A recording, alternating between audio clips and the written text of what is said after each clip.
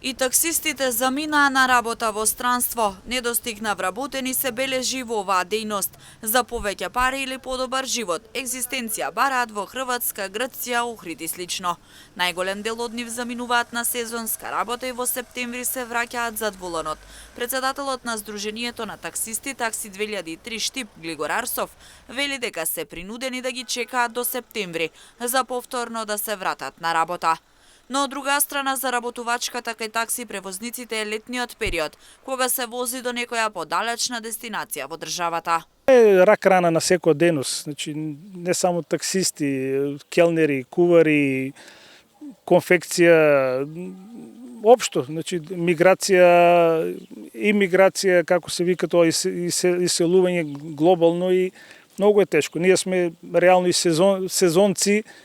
Еве сега дел и од нашите вработени замина по туристичките места во Хрватска, во Охрид, во Грција, Бугарија и ќе ги чекаме во септември да се вратат. И ние сме сезоната ни е за такви патници, значи до Дојран, до Охрид, до планините Маврово, Пелистер и нон-стоп нашата работа нема прекин.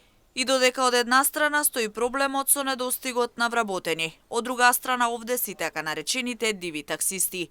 Иако досега требаше секое такси возило да има жолти таблички со одветни лиценци, се уште дел од такси возилата во Штип работат на диво. Затоа, вели Арсов, се зголемени и контролите на терен од страна на надлежните. Најголем број од таксистите си ја средија својата документација.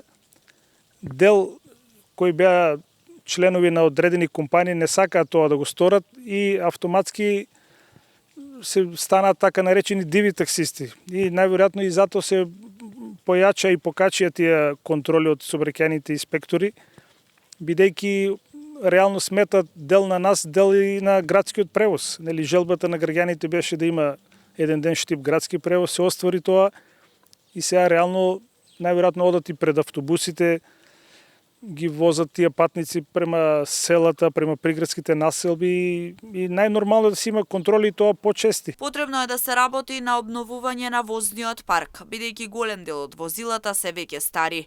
Арсо вели треба да има исплатливост за да може да се инвестира, а со тоа да се подобри услугата која ја добиваат патниците.